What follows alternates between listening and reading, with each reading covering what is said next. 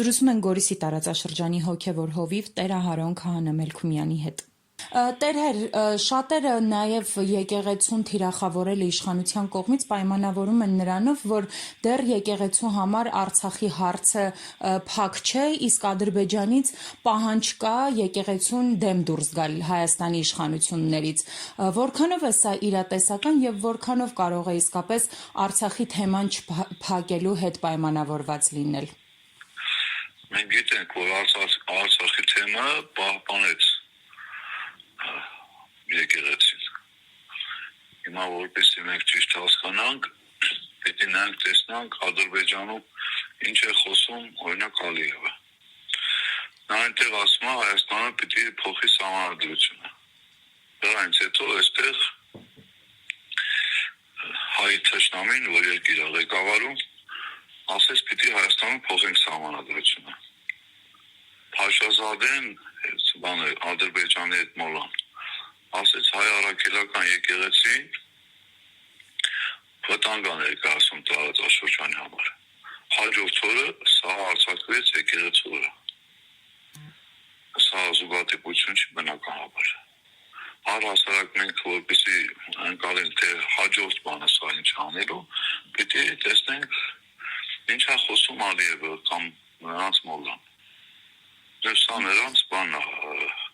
բարձրախոսն է, էլի։ Նա այնտեղ խոսում է, սա իրականացնում է, նա խոսում է, սա իրականացնում է։ Տերհեր, այսինքն ստացվում է, որ այսօր Հայաստանի իշխանությունների կողմից եկեղեցին թիրախավորելը հենց Ադրբեջանի պահանջով է տեղի ունենում։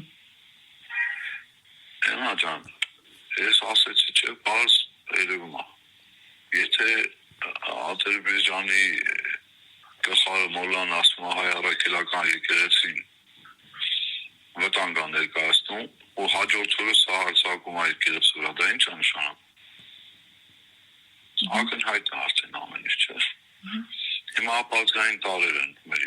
երկիրը ղեկավարում, այդպես էլ պիտի լինի։ Տերհեր, եւս մեկ հարց, շատերը եկեղեցուն մեղադրում են, որ ավելի կոշտ արձագանք չի տրվում այն ամենին, ինչ որ տեղի է ունենում։ Սրա մասով ինչ կասեք։ Ես բացայցչան հոգևորականների ուրեմն ժողովների հայտարարությունների մասին ան չեմ կարող ասել, բայց այն ինչ որ շահադրված էր տողատակերում ահագին զգուշացումներ կար սրան։ Ուղղակի պիտի կարանք կարդանք, թե ինչ նկատի ունեն սա գրելով, որտեղ եկեղեցին մի քիչ իմաստուն կառույց է այն։ Վերջը եկեղեցու գլուխը Քրիստոսն է։ Եվ պետք է հասկանանք, թե ինչ նախազգուշացում կա այս բաները թուրքի բարձրախոսին էլի հողված։ Իսկ տեսնում ենք սրանց մեղադրանքները, չէ։ Այո։ Եկեղեցու հասնել, այդ ինչպես կասել ոմանք, մեկը կեղծ օրակարգ է։ Նրա նպատակը եկեղեցու հիմքերը սառցանելն է։ Իսկ սուրբ գրքում Հիսուս ասում է, սա այն վեմն է, ով կպնի դրան պիտի փշրվի։ Ինքը կպել այդ վեմին, ինքը փշրվելու է։ Ես ասել եմ, նրա բնական մահով չի գնալու այս աշխարհից։ Որովհետև անգամ լսում ենք ասում, զարմանում եմ, որ մենք ամուսնացած չենք եւ այլ եւ այլ։ Այո։ Ես մի առիթով ասել եմ, որ եկեղեցական կարգով, եթե ամուսնացած չեն, կոչվում են դա կոչվում է պոռնոգություն։ Եվ զավակները կոչվում են պոռնոգության անկողնով ծնված։ Եկեղեցին ձեռնադրություն ոցում չի անում, ասենքն նման մարդիկ հանաներ, աբեղաներ չեն դառնում։ Հիմա եթե ապօրինի են, ինչ առաջին տիկին էլ ինձ համար որ ասում առաջին տիկին գերում են չեմ եք մեզ զարմանում ես կարծալս։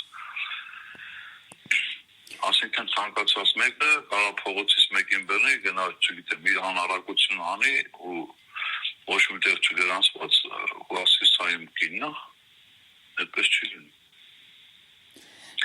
Ասենքն հարձակումը եկեղեցու վրա հստակ հիմքեր ունի, փորձում է հոգեվորականների դեմ որոշակի բաներ գտնի,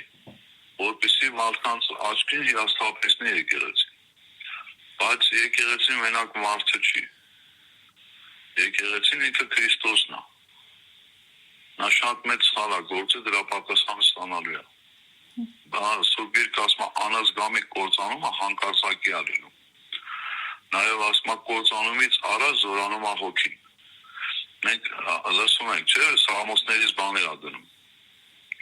Ես շատ եմ ասել, սատանայից լավ աստվածաշունչի իմացող չկա։ Ավել է գործում։ Դա իր գայթակղությունն է, թո տնի, սատանան էլ պիտի անի։ Սատանան, երբ որ Հիսուսին փորձում էր, Աստծո խոսքով էր փորձում, բայց կես ճշմարտությամբ։